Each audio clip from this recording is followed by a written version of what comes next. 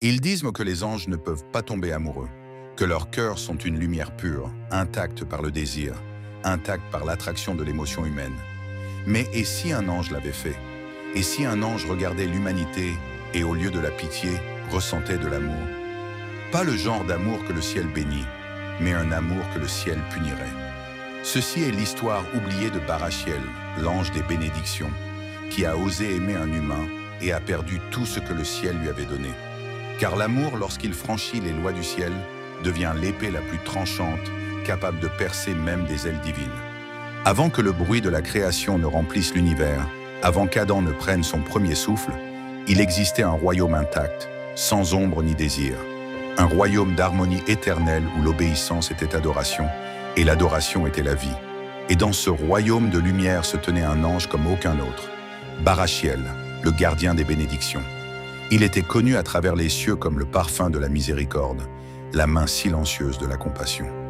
Tandis que l'épée de Michael flamboyait de feu sacré et que la voix de Gabriel ébranlait les empires, le pouvoir de Barachiel était doux, invisible, mais éternel. C'était lui qui s'agenouillait auprès de l'humanité souffrante. Invisible, le murmure dans le vent qui disait à un enfant affamé « Tiens bon ». Lorsque les tempêtes ravageaient la terre, c'était Barachiel qui calmait les vents. Lorsque les cœurs se brisaient sous le poids du chagrin, il était le réconfort qui les enveloppait dans le sommeil.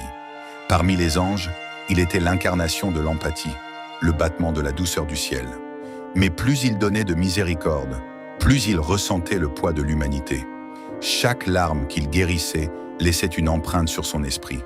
Chaque cri qu'il apaisait lui enseignait quelque chose que le ciel avait interdit aux anges de connaître, la profondeur de la douleur humaine.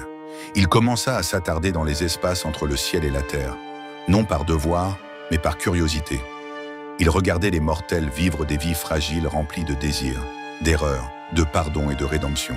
Il les voyait tomber, se relever et aimer à nouveau. Et quelque chose en lui commença à faire mal. Comment des créatures si faibles pouvaient-elles aimer si profondément? Comment pouvaient-elles adorer un Dieu qu'elles ne pouvaient pas voir, même après la douleur et la perte? La perfection du ciel lui sembla soudain lointaine, froide, presque sans vie. Barachiel commença à envier ce qu'il était censé plaindre. Et puis vint la nuit qui allait changer son éternité. Sous le voile des étoiles, dans une petite demeure de pierre éclairée par une seule bougie vacillante, il trouva une femme agenouillée en prière. Son nom était Adira. Ses mains tremblaient, son visage était strié de larmes. Ses mots n'étaient que des murmures, une confession, une supplication pour la miséricorde. Elle ne demandait pas de miracle, elle demandait la paix. Barachiel aurait dû passer son chemin. Les anges n'étaient même pas faits pour observer, ils étaient faits pour obéir. Mais quelque chose dans sa voix le retenait. Ce n'était pas sa beauté qui l'attirait, c'était sa fragilité. C'était pur, brut et douloureusement sincère. Nuit après nuit, il revint. Non pas visiblement, non pas physiquement, mais dans l'invisible. Il devint le vent doux qui rafraîchissait ses larmes, la chaleur qui réconfortait son cœur. Et elle, inconsciente de sa présence, commença à murmurer « Merci Seigneur, pour la paix que je ressens ». Elle pensait que c'était Dieu, mais c'était Barachiel, l'ange des bénédictions qui avait dépassé sa mission. Il se surprit à attendre ses prières, à écouter le rythme de sa voix comme une mélodie d'un autre monde. Lorsqu'elle souriait, quelque chose dans le cœur du ciel s'agitait en lui. Lorsqu'elle pleurait, il ressentait sa douleur comme si c'était la sienne. Barachiel ne la bénissait plus, il l'aimait, et cet amour commença à le transformer d'une manière qu'il ne comprenait pas. La radiance qui brillait autrefois autour de lui commença à s'estomper. La lumière du ciel, autrefois sa force, devint lourde, comme une vérité qu'il ne pouvait plus porter. Car les anges sont faits pour servir Dieu, mais le cœur de Barachiel servait autre chose. Dans les cours du ciel, l'amour n'était pur que lorsqu'il était dirigé vers le haut, vers le trône. Aimer vers le bas, vers l'humanité, était le début de la rébellion. Mais Barachiel ne pouvait pas s'arrêter. Il commença à murmurer son nom dans ses prières. Il commença à rêver, une chose que les anges n'étaient jamais censés faire. Il la voyait marcher à ses côtés dans les jardins du ciel, son rire résonnant à travers les champs éternels. Et plus il s'attardait sur la terre, plus il s'éloignait du ciel. Les autres anges le remarquèrent. Sa lumière vacilla, sa présence s'affaiblit. Il ne chantait plus comme eux, Il regardait la terre avec des yeux pleins de désir, tandis que les autres regardaient Dieu. Et dans le silence du ciel, la première ombre de désobéissance naquit dans le cœur de Barachiel. Il n'était pas encore tombé, mais il tombait d'une manière qu'aucun ange n'avait connue auparavant. Le ciel observait, Dieu attendait, et Barachiel, aveuglé par l'amour, n'avait aucune idée que chaque moment passé près d'elle écrivait la première ligne de son propre exil. Car l'amour, le véritable amour interdit, vient toujours avec un prix. Et bientôt, Barachiel découvrirait ce que signifie le payer. Il y a un moment où l'obéissance se brise, non pas avec le tonnerre ou le feu, mais avec un murmure, une petite voix qui demande « Pourquoi pas ?» Pour Barachiel, ce moment arriva en silence. Chaque nuit, il regardait Adira prier sous la même bougie mourante. Et chaque nuit, sa foi semblait le transpercer plus profondément que n'importe quelle lumière céleste. Elle priait un Dieu qui ne lui avait jamais répondu à voix haute, et pourtant elle ne cessait jamais de croire. Barachiel, qui avait vu le ciel lui-même, se surprit à être jaloux de sa foi, car elle croyait sans voir, et lui voyait, mais ne pouvait plus croire comme autrefois. Une nuit, alors que les étoiles suspendues au-dessus de la terre semblaient en témoigner, il se posa la question qu'aucun ange ne devrait jamais poser. Dieu condamnerait-il vraiment l'amour? Cette seule pensée, innocente, tendre, mais dangereuse, brisa le silence du ciel. Car le ciel n'est pas ébranlé par les questions, le ciel se meut par l'obéissance. Mais Barachiel ne pouvait plus obéir à ce que son cœur refusait de comprendre. Il descendit. Les cieux tremblèrent lorsque ses ailes le portèrent à travers les voiles de lumière, à travers des royaumes que les anges traversaient rarement. L'air autour de lui scintillait de jugement. Même les étoiles semblaient se détourner. Pour la première fois, Barachiel ressentit la peur. Il laissait l'éternité derrière lui pour un instant de contact, pour une femme qui ne connaissait même pas son nom. Lorsque ses pieds touchèrent le sol de la terre, il sentit le poids de la mortalité peser sur son esprit. Le monde était lourd, vivant, imparfait et douloureusement beau. Il avait vu la création d'en haut, mais jamais de l'intérieur. Désormais, il pouvait sentir l'odeur de la pluie, ressentir le froid du vent, entendre le battement de son propre cœur, une chose que les anges n'avaient jamais connue auparavant. Il marcha parmi les humains, d'abord invisibles, revêtus d'humanité plutôt que de lumière. Chaque battement de cœur, chaque souffle, chaque éclat de rire le remplissait d'émerveillement. Mais lorsqu'il retrouva Adira, agenouillée près de la même bougie, le monde devint silencieux. Elle ne vit pas un ange, elle vit un homme. Car Barachiel avait caché sa gloire, voilé ses ailes, atténué son halo pour vivre parmi les siens. Elle leva les yeux et leurs regards se croisèrent pour la première fois. Il n'y eut ni tonnerre, ni proclamation divine, seulement une reconnaissance, comme si son âme l'avait toujours connue. Quelque chose d'ancien et d'indicible passa entre eux, et en cet instant, le ciel pleura. Barachiel resta parmi les mortels, lui parlant comme l'un des leurs. Il apprit le goût du pain, la chaleur du feu, l'épuisement du travail. Il vit l'humanité non comme des créatures fragiles, mais comme des reflets de quelque chose de sacré, quelque chose que les anges avaient oublié. Adira trouva du réconfort en lui. Elle ne savait pas qui il était vraiment, seulement que sa présence apportait la paix. Et Barachiel, pour la première fois, comprit l'amour non comme une lumière, mais comme un choix. Les jours devinrent des nuits, les nuits devinrent des semaines, et le ciel devint plus sombre dans le silence. Les autres anges murmuraient son nom dans le chagrin. La lumière de Michael s'assombrit de tristesse. Gabriel détourna son visage de la terre. Et Raphaël, le guérisseur, ne dit rien, car même la guérison ne peut atteindre une blessure née de l'amour. Dieu ne parla pas. Il ne parle jamais au début. Mais le ciel attend le repentir, et Barachiel n'en donna aucun. Car chaque fois qu'il regardait dans les yeux d'Adira, il voyait quelque chose que même le ciel ne pouvait lui offrir. La liberté. Et pour la première fois depuis la création, les ailes d'un ange commencèrent à disparaître. Non pas à cause de la bataille, mais à cause de l'amour. Il ne s'en rendit pas compte au début. Chaque jour, sa lumière s'affaiblissait, sa force diminuait. Les vents qui le portaient autrefois n'obéissèrent plus à son appel. Il était toujours Barachiel, mais plus comme avant. Il devenait quelque chose entre le ciel et la terre, un être de l'amour et de la perte. Et au-dessus, dans le royaume le plus élevé, le trône de Dieu demeurait immobile, attendant. Car le ciel ne frappe pas dans la colère. Il attend que l'amour devienne idolâtrie et que la miséricorde devienne défi. Et bientôt, l'amour de Barachiel exigerait un prix que même son cœur ne pourrait supporter. Pendant de nombreuses nuits, Barachiel fixa les étoiles, se demandant si le ciel l'observait encore. Il savait ce qu'il avait fait, non avec orgueil, mais avec la douleur silencieuse de celui qui ne peut défaire son choix. Il avait brisé la seule loi que les anges n'étaient jamais censés franchir. Il avait appris à aimer comme un homme. Mais le silence du ciel n'est pas miséricorde, c'est le calme avant le jugement. Ce matin-là arriva comme tous les autres. Un vent doux à travers les oliviers, le cri lointain des colombes, le monde enveloppé de paix. Pourtant, au plus profond du cœur de Barachiel, quelque chose s'agita. L'air semblait plus lourd, sacré, comme un souvenir qui revenait. Puis cela arriva. Une lumière perça à l'horizon, non pas celle de l'aube, mais celle du ciel lui-même.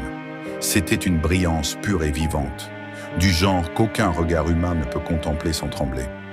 Les montagnes semblaient s'incliner sous elle. Barachiel se leva. Ses mains tremblaient. Il connaissait cette présence, sainte, ancienne, implacable. « Ils m'ont trouvé », murmura-t-il. La voix qui suivit n'était pas le tonnerre, c'était la tristesse. « Barachiel, dit-elle, résonnant dans la vallée, pourquoi t'es-tu écarté du chemin de la gloire ?» Il tomba à genoux, les yeux baignés de lumière. « Parce que j'ai vu quelque chose en elle, » murmura-t-il, « quelque chose que je n'ai jamais vu dans tout le ciel, le souffle de Dieu dans une forme fragile. » Le silence qui suivit fut insupportable. Puis la voix du ciel parla à nouveau, lourde de douleur plutôt que de colère.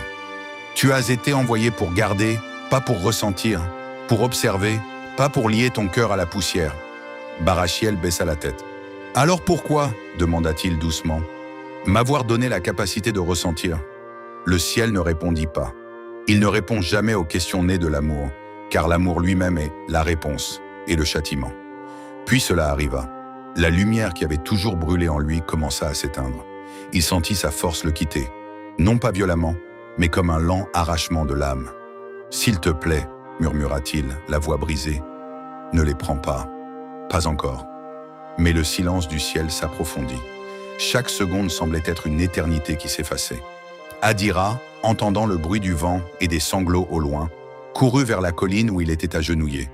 Lorsqu'elle le vit, elle s'immobilisa. « Barachiel » cria-t-elle. « Que t'arrive-t-il » Il se tourna vers elle, les yeux faiblement lumineux, la tristesse et l'amour s'y affrontant. « Je te l'avais dit » dit-il faiblement. « L'amour a un prix. » Elle tomba à ses côtés, serrant ses mains. « Alors laisse-moi le payer aussi. » Il secoua lentement la tête. « Tu ne peux pas. Tu appartiens au monde que j'ai abandonné. » Et avec ces derniers mots, ses ailes se dissipèrent en poussière. La vallée devint immobile.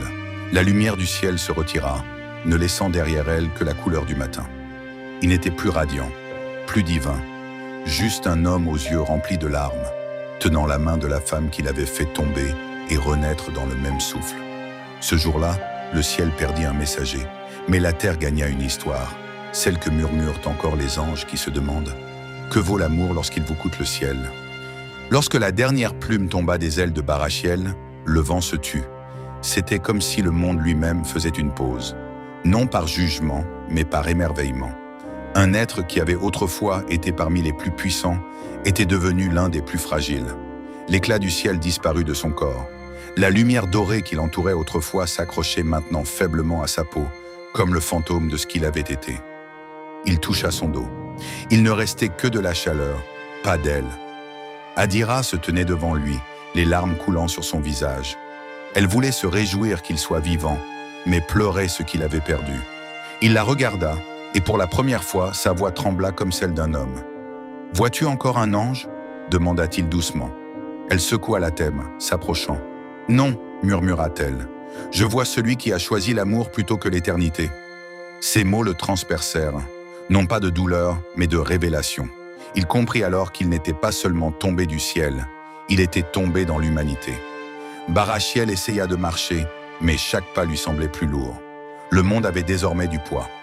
L'air qui autrefois dansait avec la lumière pesait maintenant sur lui avec une force invisible. Son cœur battait violemment. Il pouvait le sentir, le pouls de la mortalité. Chaque battement lui rappelait que la perfection du ciel avait disparu, remplacée par quelque chose de fragile, imprévisible, réel. La nuit tomba plus vite ce jour-là. Le ciel devint violet, puis d'un indigo profond. Les étoiles au-dessus scintillaient faiblement, lointaines, comme si elles aussi s'étaient détournées. Il s'assit au bord d'un ruisseau calme, fixant son reflet, sans halo, fatigué et rempli de regrets.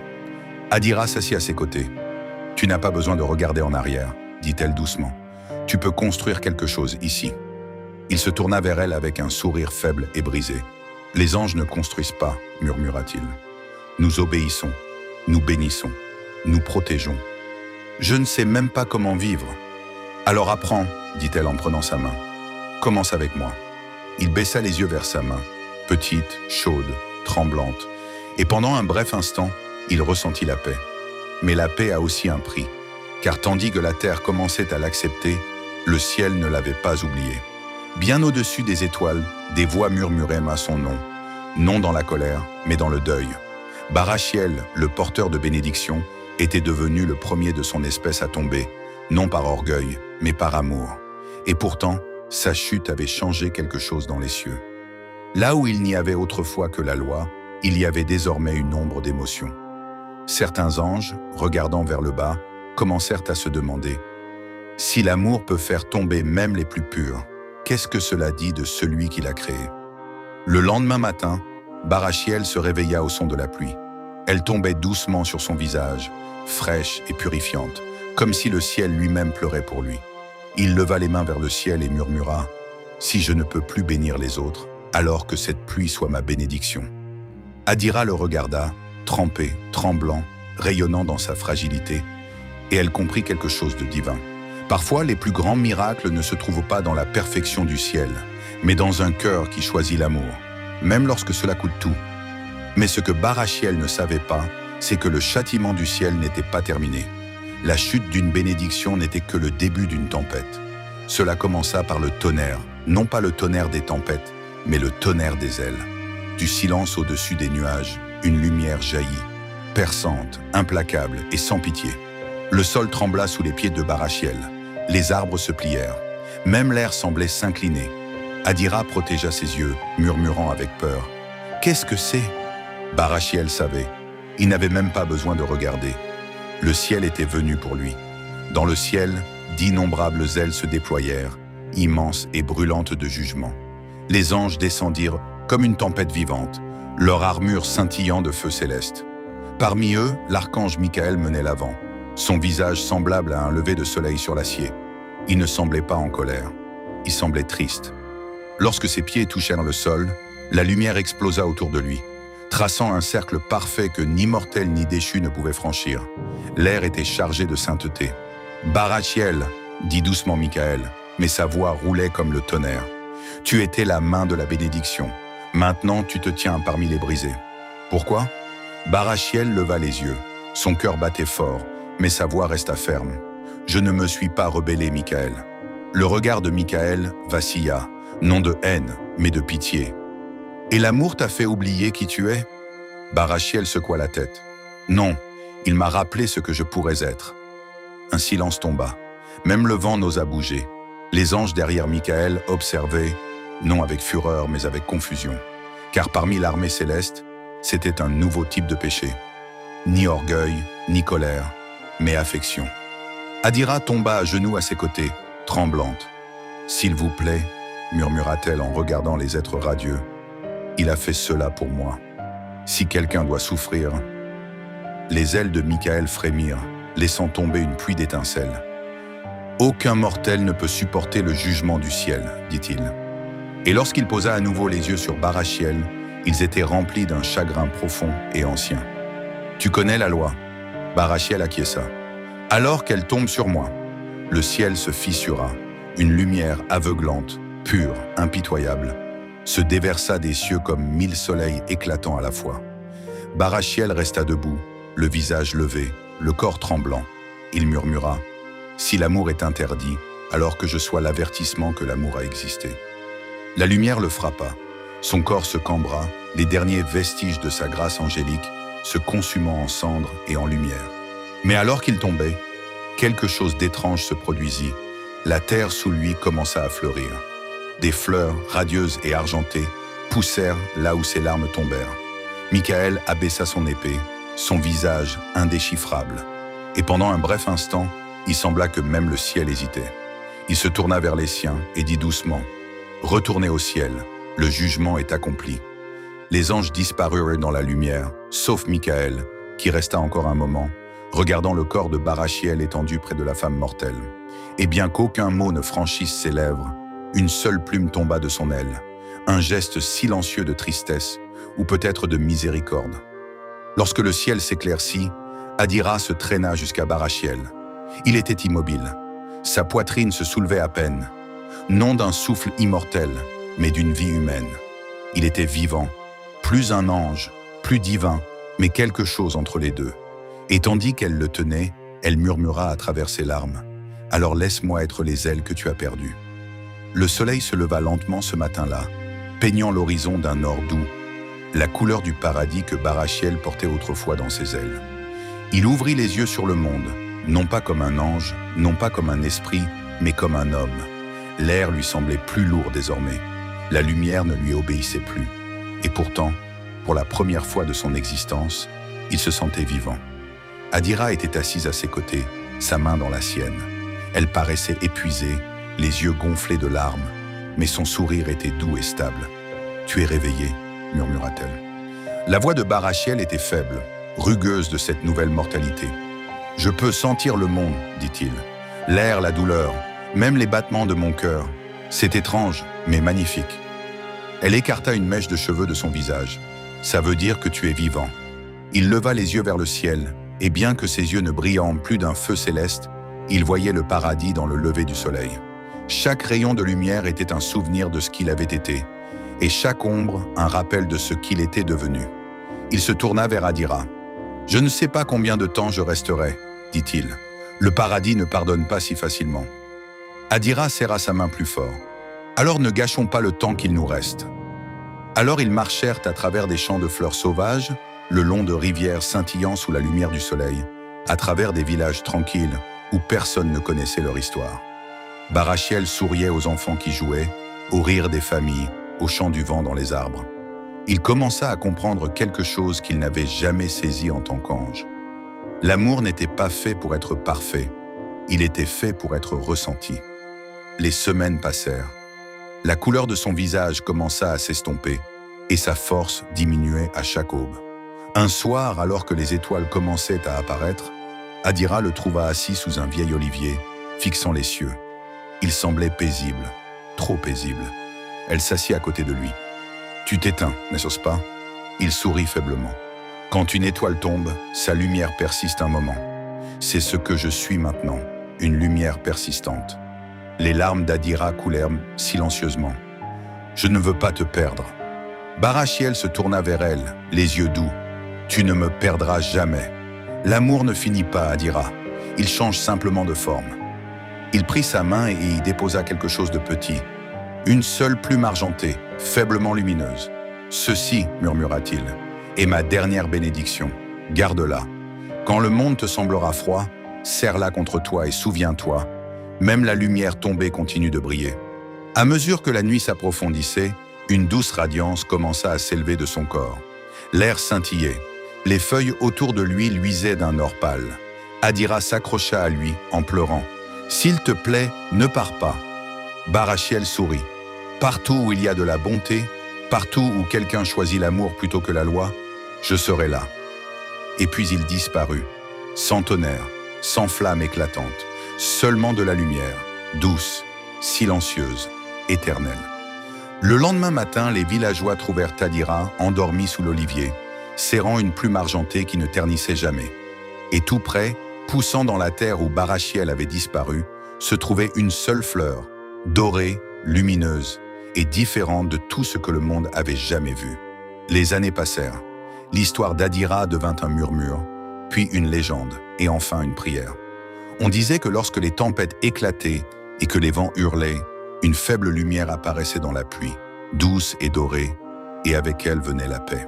Ainsi le paradis se souvint de Barachiel, non pas comme de l'ange qui avait défié Dieu, mais comme de celui qui avait rappelé même au divin ce que l'amour signifiait vraiment.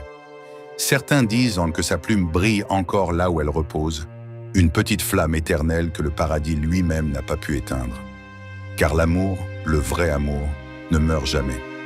Il trouve simplement une autre forme pour vivre. Peut-être que le paradis ne craint pas l'amour. Peut-être qu'il craint simplement ce que l'amour pousse les anges à faire. Barachiel n'a jamais été précipité pour haine ou rébellion. Il ne cherchait ni trône, ni à commander des légions. Il a simplement ressenti quelque chose que le paradis lui-même avait créé sans jamais vraiment le comprendre. Il est tombé non pas parce qu'il s'est retourné contre Dieu, mais parce qu'il s'est tourné vers quelque chose de fragile, quelque chose d'humain. Et dans cette fragilité, il a vu une beauté que même l'éternité ne pouvait contenir.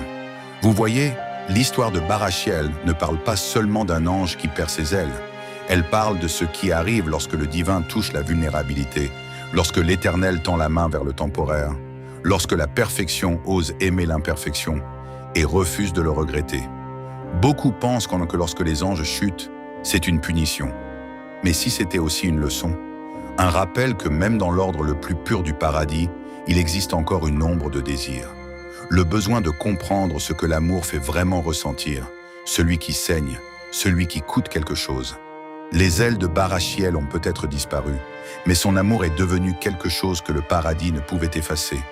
Une étincelle cachée dans chaque cœur qui ose aimer malgré la peur. Et peut-être que chaque fois que vous choisissez la compassion plutôt que le jugement, le pardon plutôt que l'orgueil, ou l'amour plutôt que les règles, c'est encore Barachiel qui bénit le monde en secret. Car l'amour, le véritable, est la seule chose assez puissante pour faire tomber même les anges et appeler cela grâce.